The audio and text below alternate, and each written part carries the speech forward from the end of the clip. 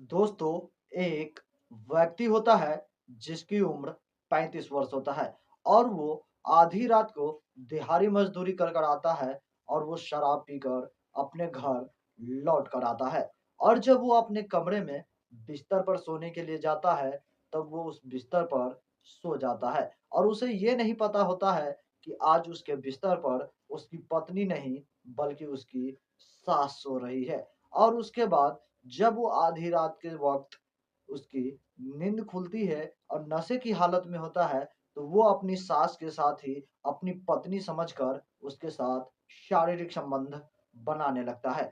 और वो अपनी सास के साथ इतना ज़्यादा शारीरिक संबंध बनाता है, जिससे कि उसकी सास की बिस्तर पर ही मौत हो जाती है। और जब सुबह सुबह के वक़्त उसकी आँख खुलती है और जब वो देखता है, तो उसकी पैरों तले से ज़मीन खिसक जाती है। उसे यकीन ही नहीं हो रहा था कि उसके बिस्तर पर उसकी पत्नी नहीं, बल्कि उसकी सास सो रही थी। और इसके बाद वो इस घटना की जानकारी पुलिस वाले को फ़ोन कर देता है और वो पुलिस को बताता है कि वो दिहाड़ी मज़दूरी करता है और रात को जब वो शराब पीकर अपने घर लौटा था, तो वो अपने कमरे में सोने के बजाय वो सास के कमरे में सोने के लिए चला गया। और उसके बाद वो रात भर उसे अपनी पत्नी समझकर सास के साथ शारीरिक संबंध बनाया, जिससे कि उसकी पत्नी के बदले उसकी सास उसके साथ रात भर सोई हुई थी, जिससे उसकी सास की मौत हो गई।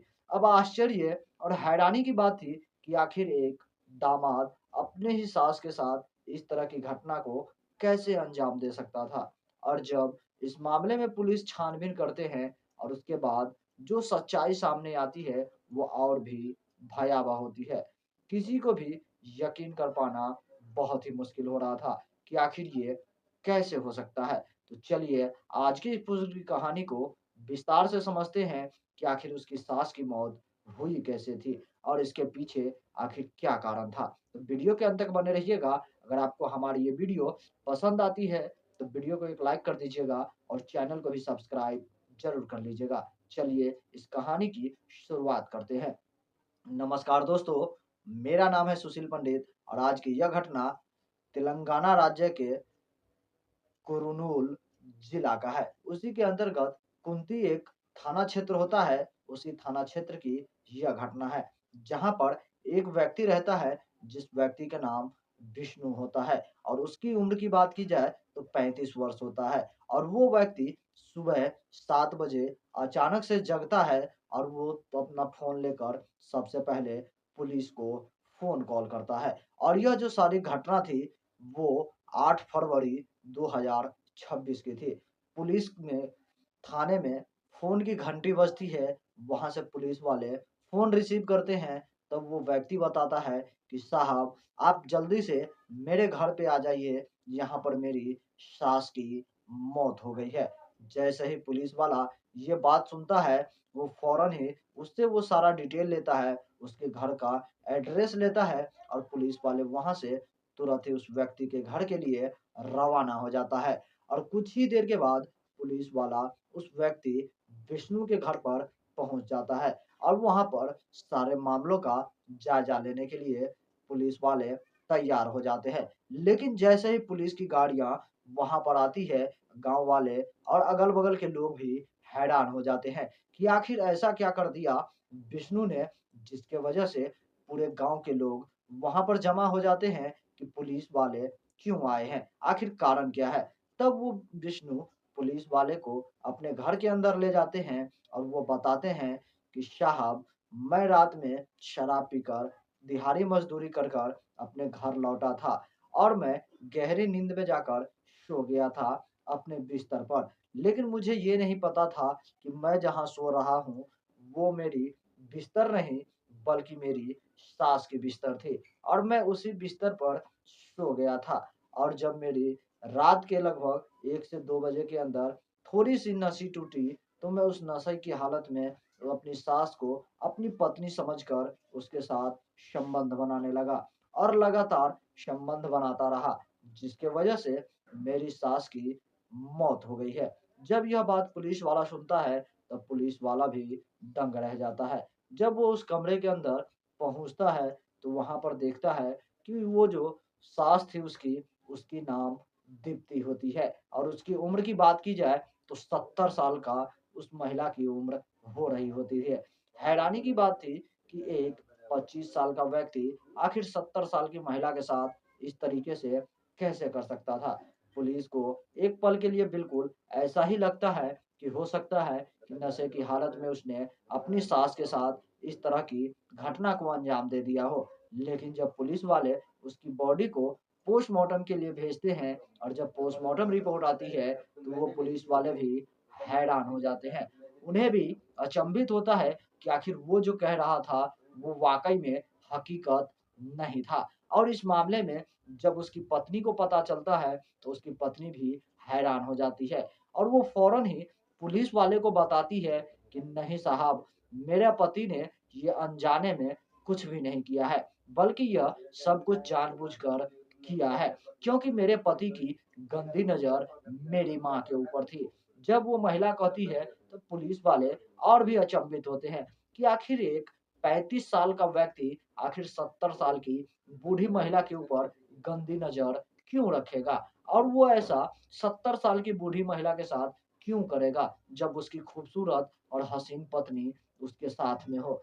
लेकिन जब पुलिस वाले इस मामले में उसकी पत्नी के साथ और भी गहराई से पूछताछ करते हैं, तब वो महिला बताती है कि उसके पति को अश्लील वीडियोज़ देखने का शौक था, क्योंकि वो जो अश्लील वीडियोज़ देखता था, उसमें बूढ़ी महिला के साथ ही शारीरिक संबंध बनाता था, जिसकी वजह से उसकी गंदी नज़र मेरी माँ के ऊपर रहती थी और इसीलिए जब मैं अपने कमरे में सो रही थी, तो वो रात के लगभग 10-11 बजे के आस-पास शराब की नशे में आई होगा और वो मेरी माँ के कमरे में सोने के लिए चला गया होगा। लेकिन मैं गहरी नींद में थी, इसलिए मुझे कुछ भी पता नहीं चला। लेकिन जब पोस्टमार्टम रिपोर्ट आती है, तब उसमें पता चलता है कि उस महिला के सिर पर गंभीर चोटें लगी थी। जिसके वजह से उसकी मौत हो गई है और साथ ही साथ उसके लाश के साथ भी शारीरिक संबंध बनाए गए थे।